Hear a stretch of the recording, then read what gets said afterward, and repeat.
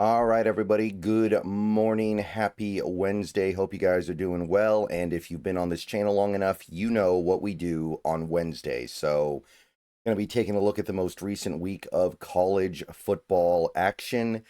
And for the most part, it wasn't a great week. There wasn't a lot of really impressive stuff coming from, I would say, at the very least, the offensive side of the ball in general. Maybe we kind of segregate the defense from that, but the offense, it wasn't everything that you want it to be, for sure.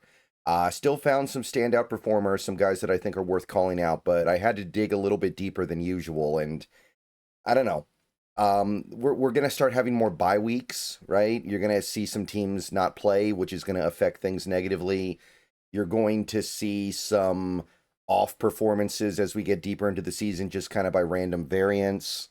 So it's not the most surprising thing in the world, but let's just go ahead and take a look at what we got. Please like this video, subscribe, click the bell, become a member for $2 a month. Those are the best ways to support the channel. Got a new video going live on Bleacher Report this morning. Go check it out. Okay, quarterback. Like I said, I'm going to try to find like 7 guys a week. This week I could only find 6.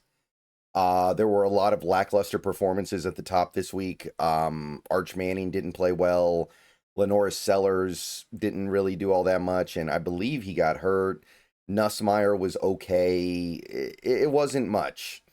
Mendoza was probably the standout performer of the week for Indiana, and he was playing a joke competition in, I think, what was it, Indiana State?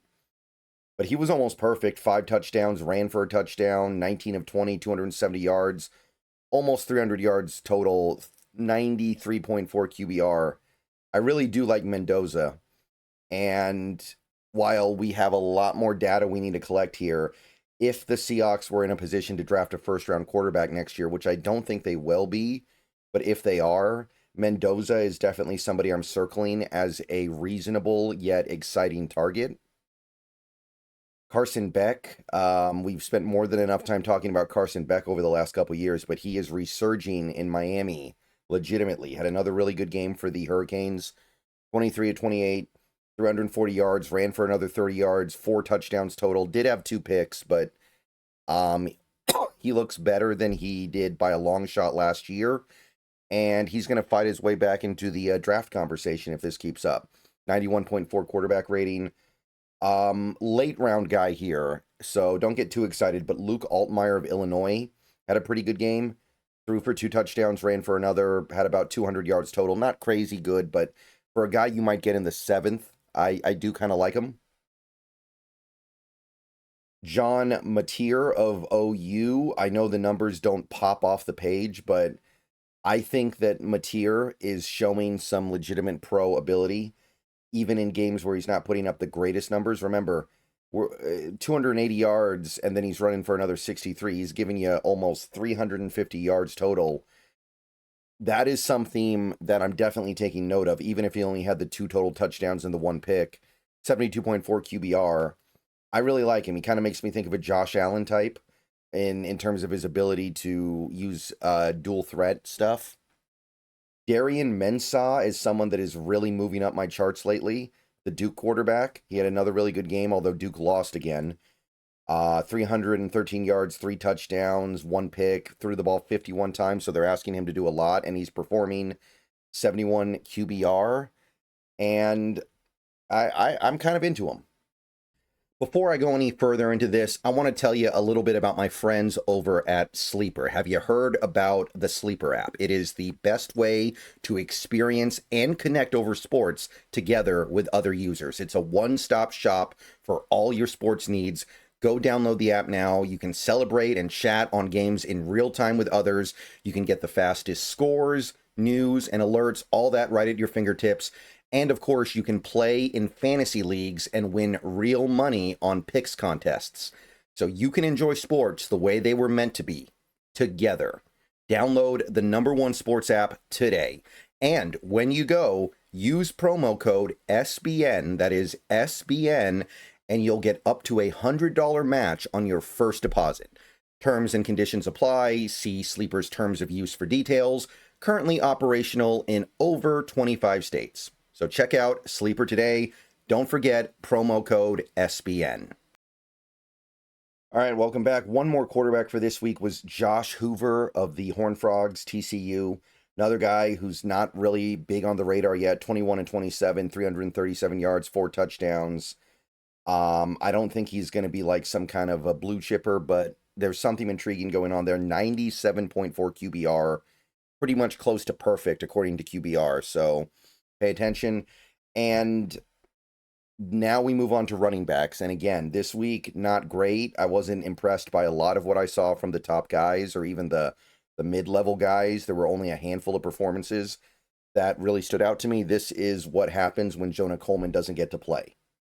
But I did find a few guys that I thought stood out that strike me as being at least draftable on some level. So we're going to start with the top guy here, Jeremiah Love. He did give you almost 150 yards from scrimmage and 2 touchdowns. Certainly happy to take that from my top running back in this class. Also had both Penn State guys here. Katron Allen and Nick Singleton both made the list. Allen was the big play guy. 10 carries, 86 yards, so averaging nearly 9 yards a carry and a touchdown. Singleton, a lot less efficiency. 84 yards on 20 carries, but 2 touchdowns, and also had a catch for 7 yards.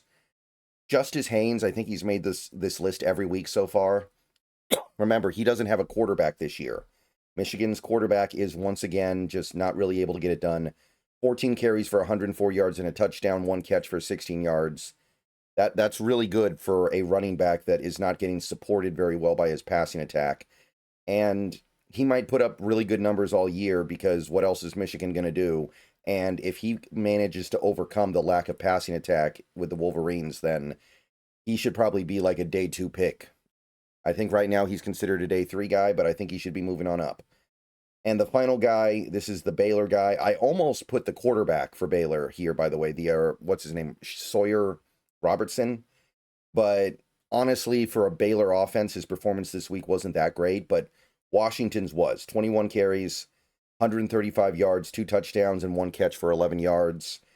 That's a pretty standout performance, and I think both those Baylor guys are going to be worth watching going forward. But yeah, that's it. Again, like I said, it was not a great week. A lot of the big dogs were just kind of whatever. Nico Iamaleava, you can basically forget about him at this point. He is so far gone from the player that we thought we were going to get this year that I don't even really know how to hype him. And I loved him going into the season.